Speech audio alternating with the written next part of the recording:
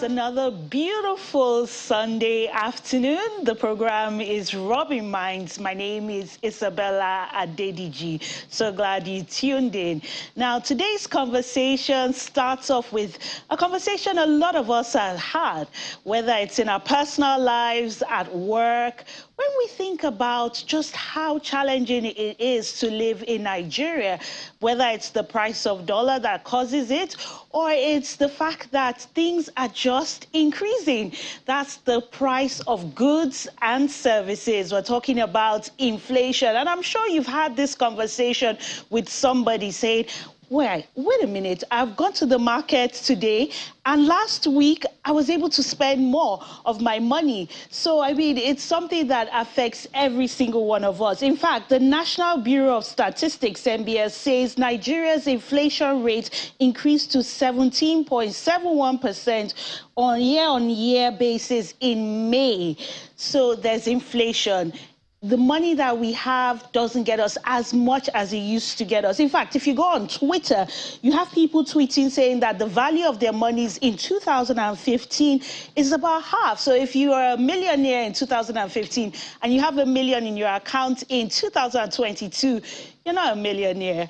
So to discuss this issue of inflation and making sense of the rising cost of goods and services in Nigeria, I'm joined by financial analyst. We have Mr. Adiola Ogunbodede.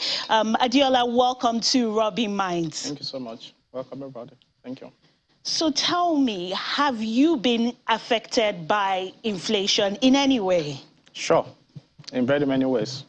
So cost of food, cost of living, even getting to the studio, did you have to pay more? Of course, of course. By the time because my car actually had EU, so I decided to say, okay, let me employ one of the riding apps, and I put in. And basically what should have cost me about 1,500 was actually 3,500. Wow. The boat, actually it's boats. So you're saying that it's almost like a 200% rise in how much you're using to transport yourself. Yes. I know if we look at the inflation, I mean, reports show a direct impact on food supply from inflation and at 50 months high. What does this say about the economy of Nigeria? Actually, I don't want to use a language that most economists are using now. Is actually the economy is becoming a trash in a way, because whatever analysis that anybody could actually put on the table it has become actually a trash, because the way it is run, the way it is being followed, to be candid, it is not what we should actually have as an economy. So this is not expected, because some would say that, okay, we're coming out of the post-lockdown, we're looking at the effects of COVID-19, but you're saying that this shouldn't be. Since 2015, well, I just want to appreciate some people who are working within this government to make sure things get better, and I want to give kudos to the CBN. CBN has been working assiduously to make sure things get better, but the necessary fiscal authorities have not been supporting CBN. And as a result of that, the economic platform that we actually should have in this economy, in this country, we are not having. And as a result of that, that's what we are having today. And that's why the World Bank is concerned. And they are saying the way things are going, even what they postulated, we have gone beyond it. The economy of Nigeria is going to a precipice. So the average Nigerian is getting poorer? Not average, because basically, well, let me just put it, because basically if you want to say average, yeah, you are correct. Because as of today, we have 98 million people under the poverty line. And that means with Nigeria being 200 million, so virtually plus or minus, it's average. Half of the country, we are already poor and living below the poverty line. Now let's look at the statistics, 17.71%. Is this going to increase? And is 17.71% reflective of the reality? One, is it going to increase? Yes. Two, is it reflective of the reality? No, because that's the reason why people are talking.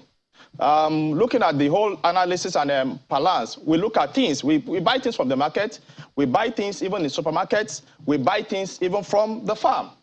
Because basically, when you are trying to look at CPI, we look at that is the Consumer Price Index. It actually considers the price of foodstuffs or foods across But when you're looking at inflation as it is, it's not only CPI, it goes beyond that range because it has to do with goods and services and every other thing, price of things and services. But here we have, I want to say actually, let me just relax at that end. As it is, no, it's not the reality. And that's why many people are actually talking. Because me, I do go to grocery stores to buy things for the family. My wife buys the normal things for us to eat. But when I have to get provisions, I do assist her to go to provision shop.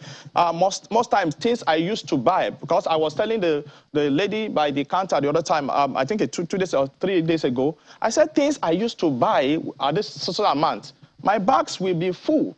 Now I am spending 5 times of that amount. And the bag, the same bag, is not full. And I know so many Nigerians watching can agree with you that they go to the supermarket or the stores or even the market and the prices of goods have all gone up. In fact, some people will say that if you can eat sardines now, that you're rich. So let's look at the ways that Nigerians can cope with this inflation if you're saying that this is likely to increase.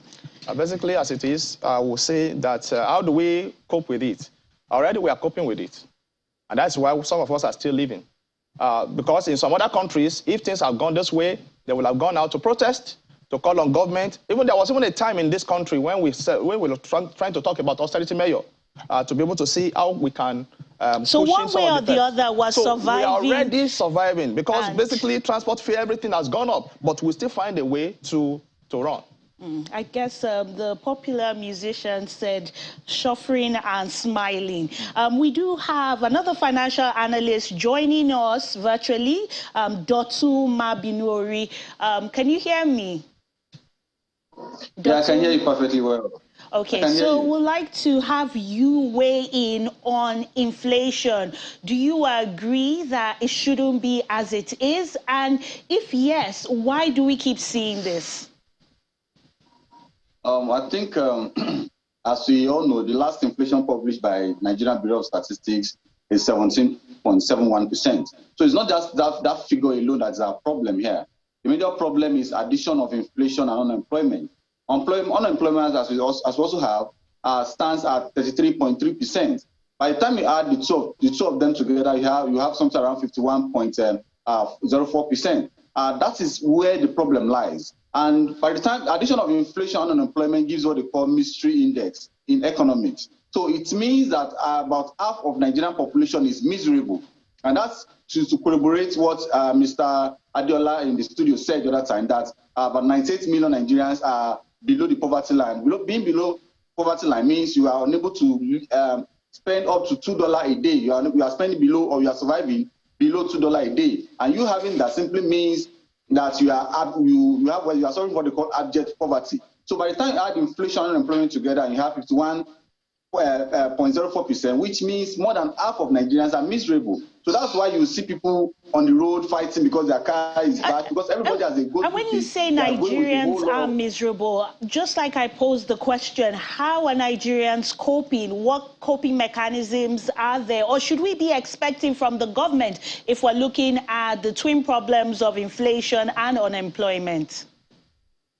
Okay, I think this is where Nigerians are more or less like the best set of citizens you can have in the world. There are so many things that we can tolerate that others cannot tolerate. We saw the other time that people took to streets in the United Kingdom because the inflation rate just rose to 9.01. I mean 9.1%, 9.1, and we are talking about almost twice the digits here, and yet we are still coping. So Nigerians, to a very large extent, what they call coping mechanism. It is not good. We are not saying that is because even inflation is what they call adverse effect on health. And what do I mean by that? In the 90s or in the 80s, where some of us were growing up, there's this cola drink that when you open it and you use the straw and shook the straw inside, almost half of the cola, the drink we get out of the bottle. But these days, and then even back then, the drink was very, very deep, or very, I mean, black. But these days, you can almost see through it. If you like, shake the. So you're saying that we're seeing production values being compromised, and that takes me to my next question, and this is to Adiola, and that's about businesses. How are businesses supposed to cope? Are they supposed to keep increasing their prices, or like he alluded to, maybe reducing the quality, reducing the quantity, and shortchanging the consumer? Basically, as we've seen it already, when we are trying to look at the dips, because for a consumer to be able to buy things from a business, you'll try to look at his disposable income. And that is the income that he has that he could spend, not the one that he receives, the one that is available to him to spend. So you look at it. If an organization decides to say unilaterally that they want to increase their products, the prices or whatever, they try to look at the different aspects of it. Is it a good that's a luxury good? Is it a good that is elastic or inelastic in nature? Because by the time they tend to increase, the tendency of the people, because of their disposable income, to either react or retract from it comes into being. So when that kind of goods actually come in, when you understand the kind of good you supply, sorry because of our time, when you understand the kind of goods you supply, then invariably you now come over to relate to the market. If it's an elastic good, good. That means people will withdraw. If it's inelastic, you can increase your price. But in a situation whereby if you increase, people will react, then they tend to reduce the quantity. And that's what we have seen in some of the products in Nigeria today. Almost all. There was a time Titus was 4 fishy. We have 4 fish inside. But now someone said you will even buy Titus, you won't even see a fish inside. It's interesting that you pick up on the same sardine that I brought up. I'm going to move to Dotu, and this is looking at what government should be doing to stimulate the economy. How can we have policies that encourage businesses to thrive and not spend so much on their cost of production? Okay, this is where the nexus between fiscal sector and monetary sector need to come to being. When I say fiscal sector, we mean on the part of government, which is being headed by Ministry of Finance. They should have what they call expansionary fiscal policy, not the one that also fuel inflation. They should, to a very large extent, maybe go into cost of production by giving companies subventions, by giving them tax holidays, by subsidizing their raw materials such a way that the cost of goods and services will come down. Then on the part of the monetary sector being headed by the CBN also need to come in maybe by reducing interest rates, making funds available for firms, and reducing the cost of borrowing. By the time cost of borrowing comes down, because that's another cost of inflation. When cost of production increases, this is called cost push inflation. CBN needs to reduce that cost by possibly reducing the cost of borrowing on the part of business owners, so that what they are at the end of the day, the access to cheap funds will mean cost of production will keep coming down. Then ultimately, price of goods and services will also come down. Then exchange days is also another part that CBN needs to come in. There are some raw materials, there are some companies that their raw materials are imported. There's no way they want to do that, to bring their raw materials in. So imagine raw materials that are being bought at maybe 200, are being exchanged at 200 naira to $1. And as we speak right now, the last time we checked, exchange is about 605 naira to $1. So it means the cost of bringing in their raw materials is now ×3. That will lead to what they call a pass-through effect. They will pass the effect of that exchange rate to consumers, and by doing that, cost of goods and services will come in. So one of the ways of combating inflation as we speak right now is a good marriage, a good nexus between the fiscal sector and then the monetary sector, by both of them embarking on the same policy direction, maybe expansionary fiscal policy or contractionary fiscal policy. And this ties into the point Adiola raised at the beginning of the show. And you can't take away the issue of the dollar. There's the availability of the dollar at the official rate. There's the need for people to go to the back market to source these dollars. When we speak about the dollars, is the CBN doing enough? I mean, you did applaud them. And the other question, I think it's to the two of you, is the fact that Nigerians are of the opinion that they should be saving in dollars and no longer naira, because it seems like they wake up every day and the value of the naira goes down and the value of the dollar goes up. Yeah, basically, I will start with the second one. That is already in place. I've seen people who have changed their naira to dollar to keep. And I think that was why the CBN at the time actually said, if you keep your money in the account in dollar, If you bring it in by cash, you collect it by cash. And that means by that time you're going to collect. You understand the nitty-gritty. So we want to make sure that you are not encouraged to go there and be saving. Because when you do, you can't transfer. So you come back again and pick it by cash. And if you receive by transfer, you also have the liberty to make transfers via that. So that's to pushing that aspect. Most people do that now, and you'll know the reason. For example, someone was earning $3,000 in Nigerian naira then about 7 years ago. But as of today, the same value of the salary that it was earning then is now less than $1,000. So basically, if you save, well, let me not put it. So in lateral sense is that when you save in dollar, you gain more in this Nigerian economy of today. But the management of CBN, especially with the use of dollar, let me just say, they have not managed it well. Yes, they've tried to manage at a time, but this electionary period, it has been bastardized because the people that ought to get this money are not getting. And that was why we have varying rates at the export and exchange window, investor and exchange window at 416. Then at the parallel market, it's 618, 619, not even 605. It's challenging, and people are now making good money. In fact, it's become a business for people. Look at the last election area, the primaries. How were they able to get the dollar they gave out? The kind of dollar they were sharing. Businesses do not have Businesses can't afford to import a lot of their Let me just tell you, to be candid, please, before we round off on that, most government personnel today are saving their money and loot in dollar. And that's the reason why you are not having access to it. Most businesses are saving their money abroad.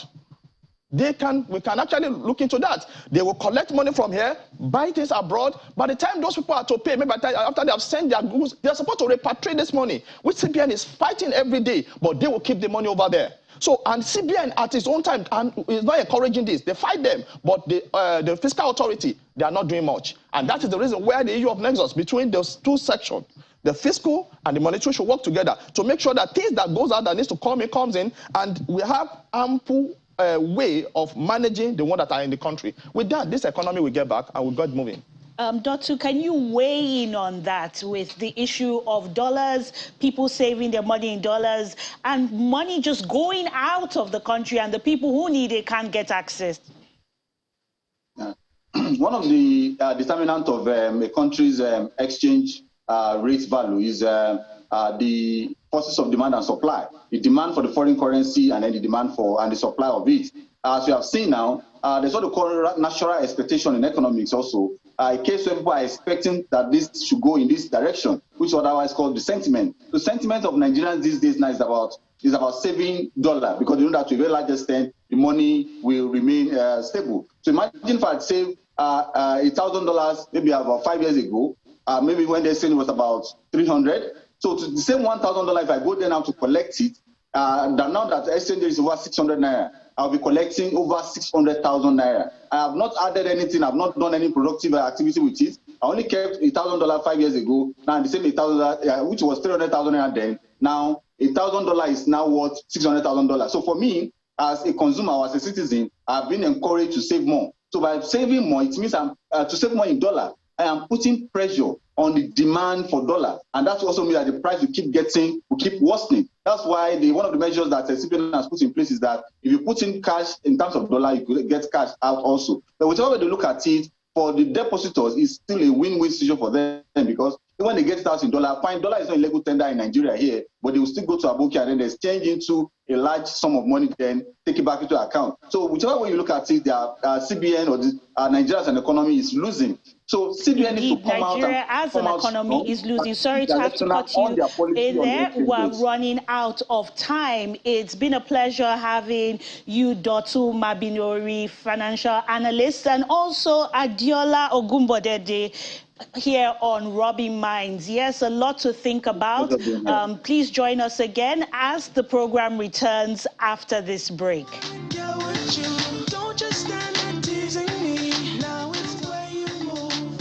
Joining us It is so good to have you. Earlier in the conversation, we're looking at the inflation in Nigeria. Cost of goods and services are at an all-time high. So I think this segment is something that a lot of us want to know. Okay, we know the problems. Where are the solutions coming from? If you're lucky to be one of the Nigerians that is in employment, whether it's a 9-to-5 or you have your own business, and I say that because unemployment is at an all-time high. For those of us that are in employment, you know that by the 15th, SACPA is coming. And when I say SACPA, it means that you've finished all your money and you're just trying to just manage till the end of the month.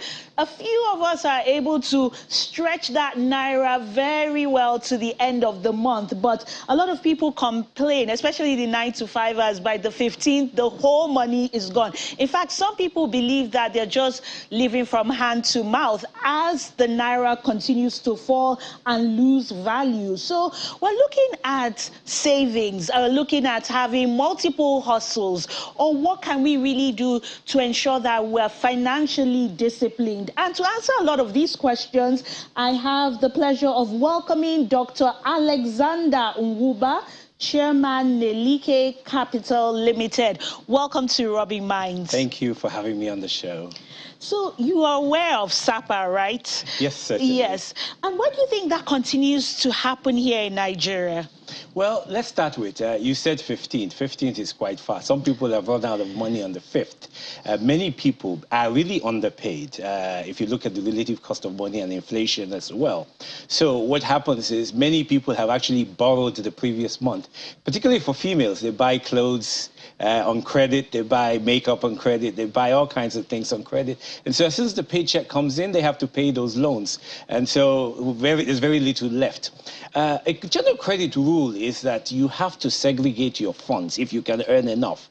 30% maybe for expenses, 30% of things like rent, a portion to be saved, and that's a very important component of it, and the other to meet your day-to-day expenses. So people actually have to engage themselves in managing their income, as you said.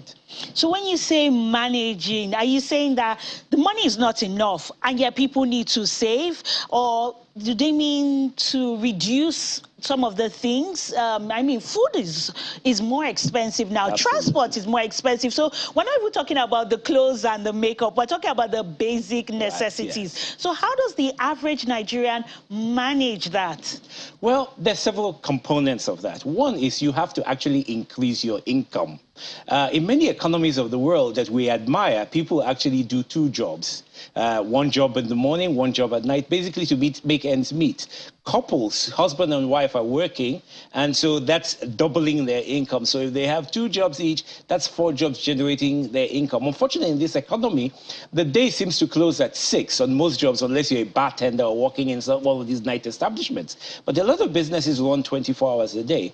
Another key way to increase your income is that many people don't even realize that there are many more jobs out there than they can see visually. There are lots of virtual jobs. If you go to jobs.com and other types of resources, there are lots of online jobs to increase your income. So the first and most important thing is to find mechanisms to increase your income. Later, I'll talk about actually using credit and so on. It's interesting you say increasing your income by taking on a side hustle or a second job. But as someone who runs an organization or is chairman of an organization, how supportive are employers knowing that their staff are doing other businesses? As you said, a lot of people close at 6 p.m. If you're in a city like Lagos, you're probably spending 2-3 hours in traffic, and you're leaving your house at 4 a.m., 5 a.m. So, one, where is the time? And secondly, are you supposed to squeeze in time during your day working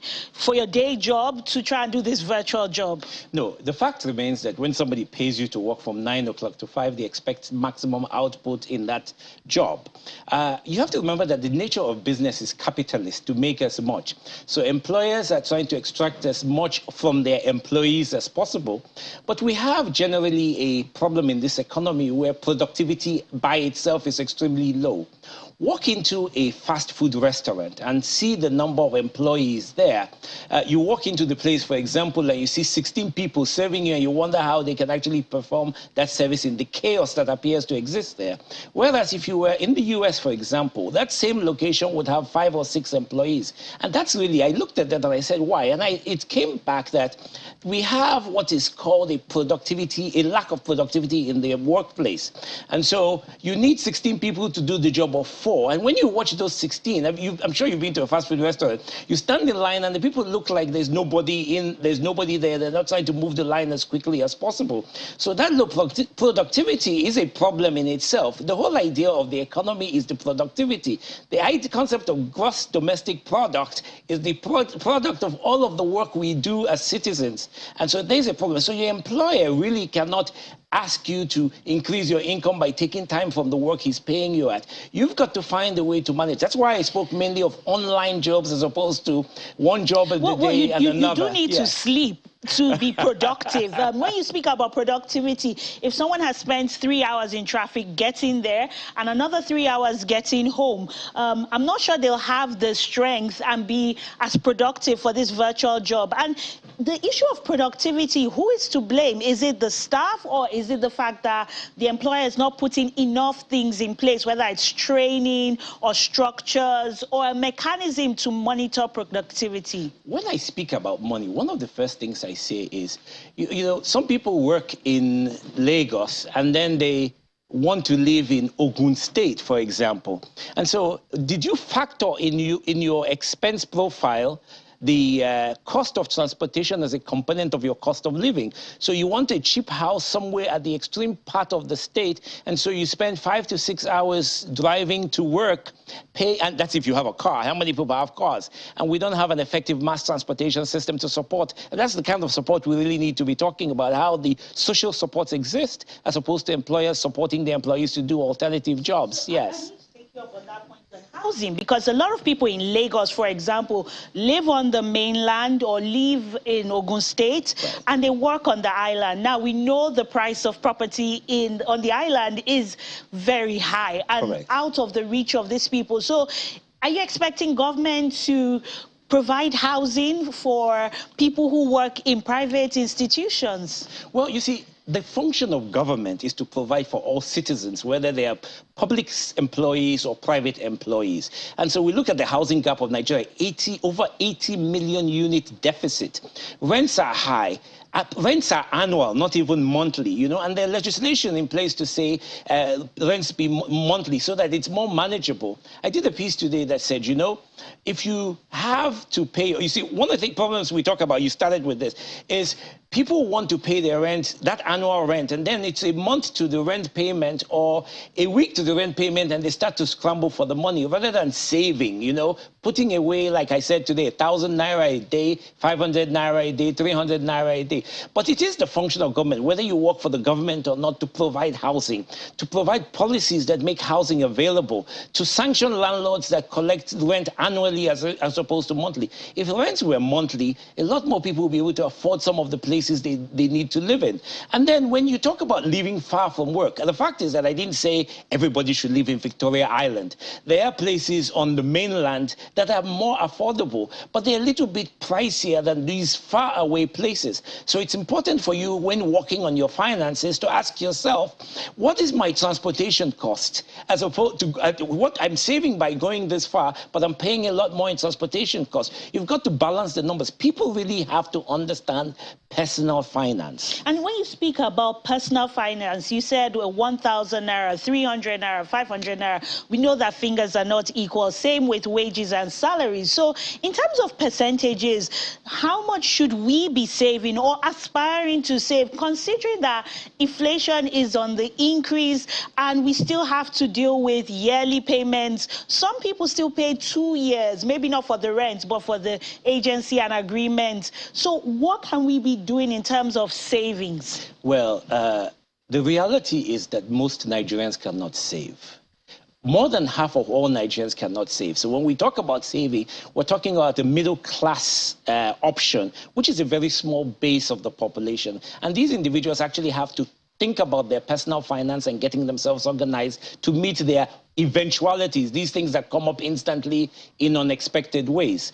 But for the rest of us, that's why I started by saying that we've got to increase our income, not so much savings. Savings is important for most of a small segment of the population, but the rest of the population need to increase their income. And one of the ways is to start a business, you know, some, like you said, the side gig. Where do you get money? Starting a business, for example, entrepreneurship, right. When we look at the curriculum, this is not taught. Right. You don't go to any university and they say, okay, you can get a degree in entrepreneurship.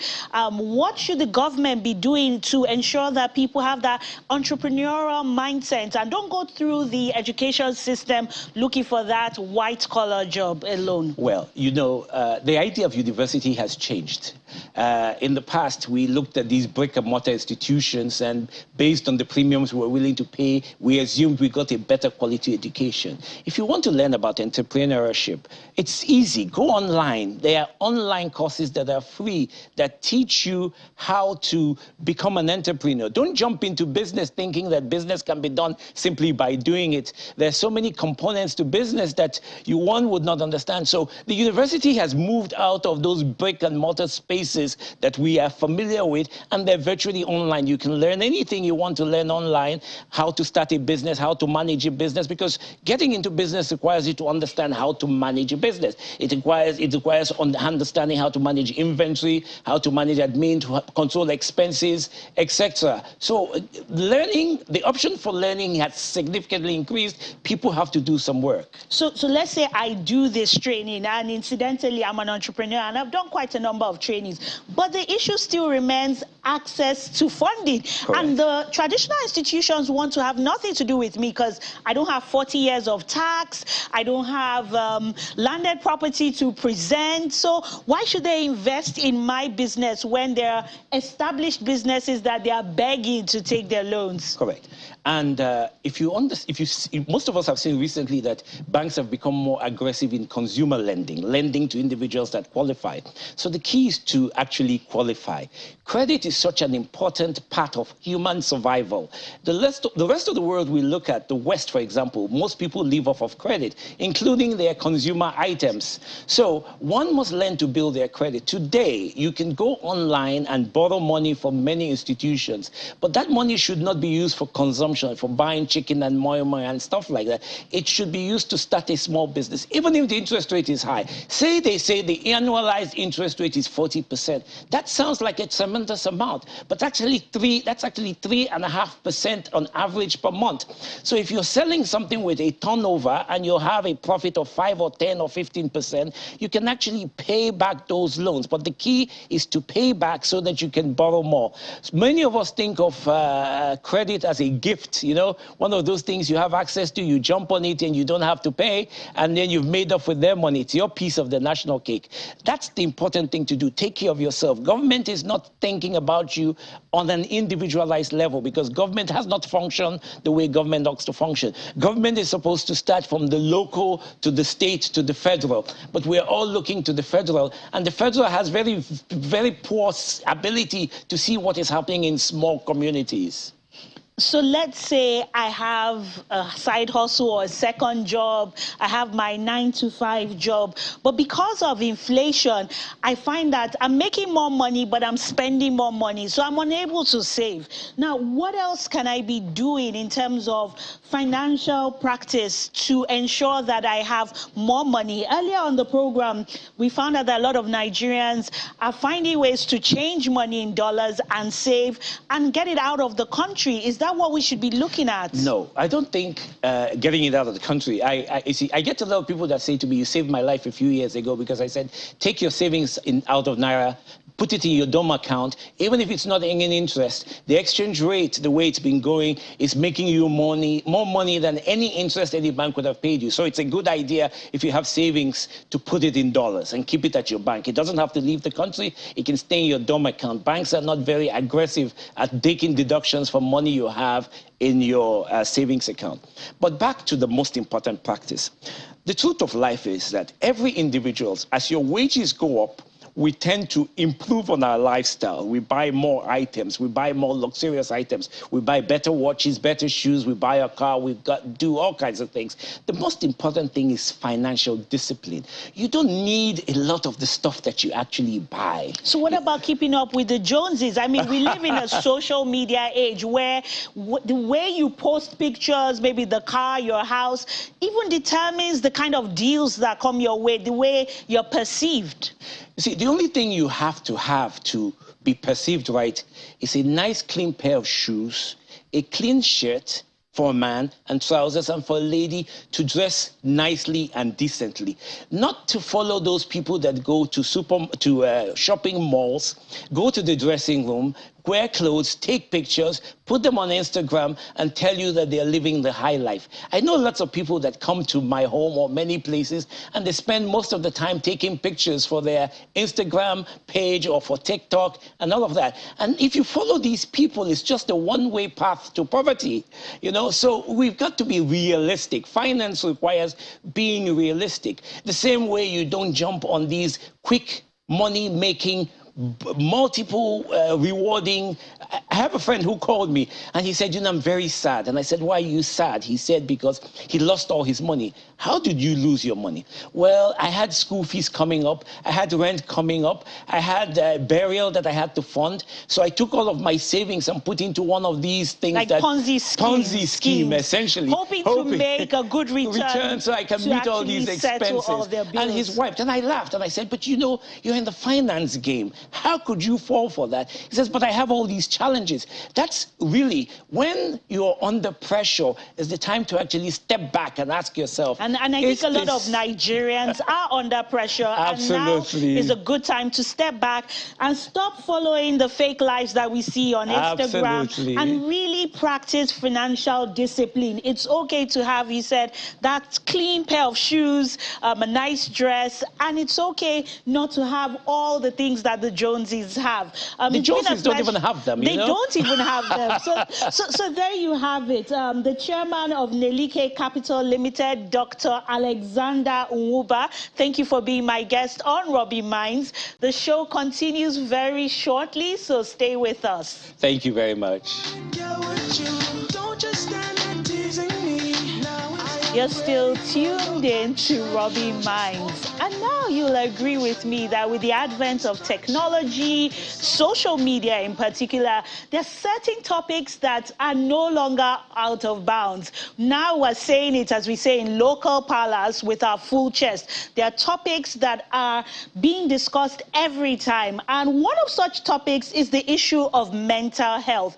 We're now having a lot of conversations around mental health. It's no longer seen as weary or madness. It's actually seen for what it is, which is a medical condition. The same way you'll treat headache is the same way that you'll treat depression in terms of receiving treatment. So the issue of mental health keeps coming up. We have days dedicated to it. We have months dedicated to the issue of mental health, and more organizations and people are paying attention to this topic. So joining me in the studio is the founder of Us Therapy and a clinical psychologist, Anu Jide-Ojo. Welcome to Rubbin Minds. Thank you for having me. No, let's just jump into the topic. Yes. When we look at mental health in Nigeria, is it getting the much needed attention? Are we at a good place compared to other countries? Or do you feel that it's still a taboo, maybe offline?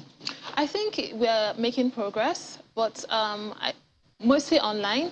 A lot of times there's this sort of isolation that happens with social media where people think that whatever is happening on social media is like representative of what's happening everywhere, is what happening everywhere.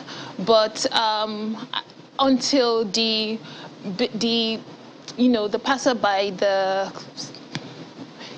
passerby, the normal layman understands like depression, anxiety, can speak to their symptoms until, say, you can call off work, say, I'm really anxious and I would like to have today off, and they would actually understand the same way you understand when you're like experiencing, some physical ailments. That's when I would mark that as progress, but some progress is happening. So you're saying that the average Nigerian still hasn't gotten with the program when it comes to mental health. Do you think this is the fault of the education system, or do you think that people are not taking those online conversations to the streets, to the people that it matters the most to? It's a combination of a number of things. Yes, there is the role that education plays in. Mental health education has a way to go.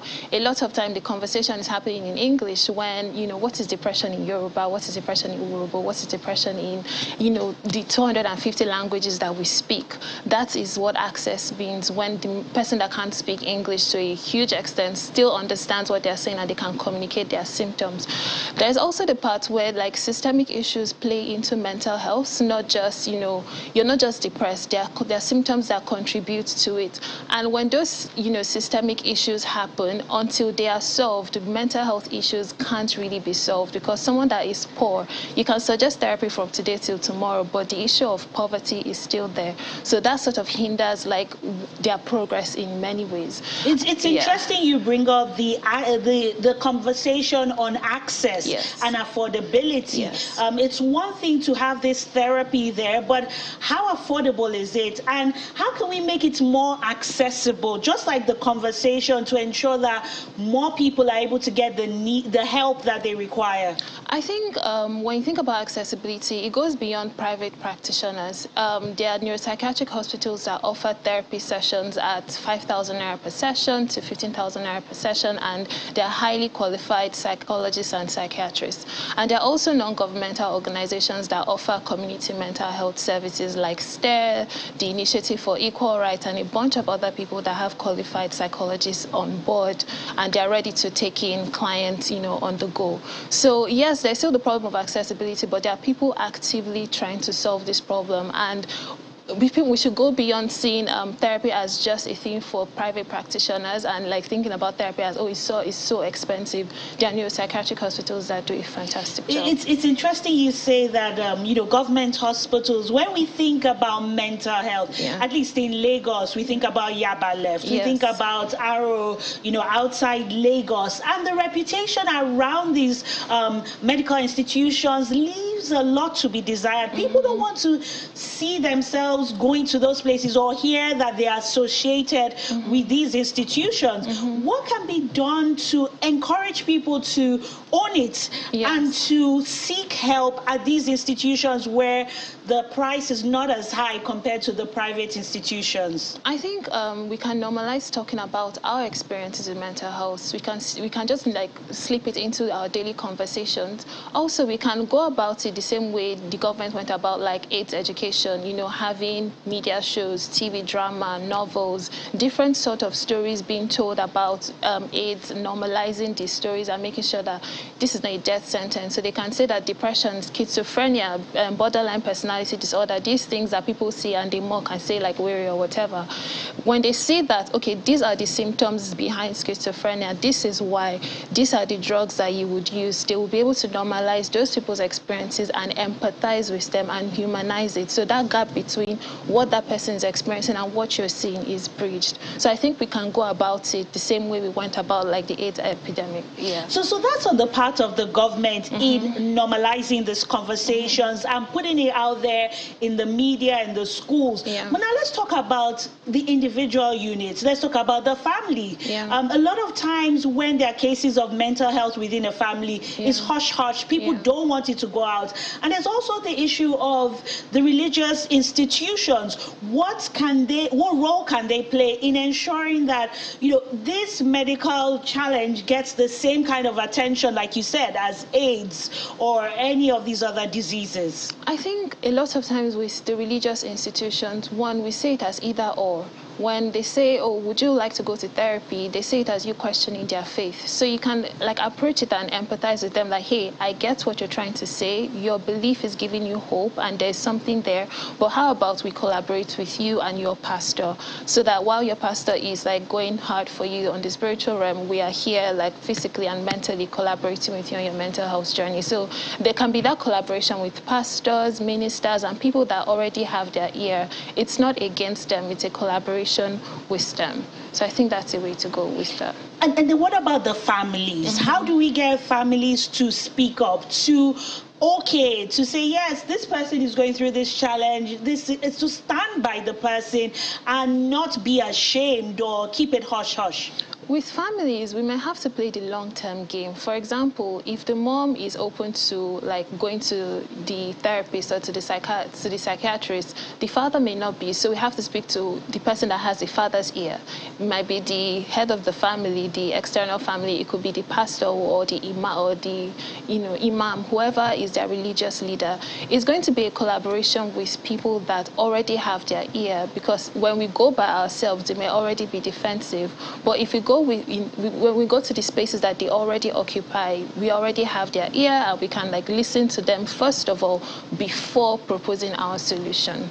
So essentially, it's all hands on deck. Yes. But now let's look at the therapy itself, the solution. I have a story from my producer saying a lady goes to seek therapy, and throughout the session, she's essentially gaslighted. So how safe are these spaces with these therapists? Is there anybody regulating the practice? And how can people feel that they're safe and protected and they're not going to be gaslighted, essentially? That's sad.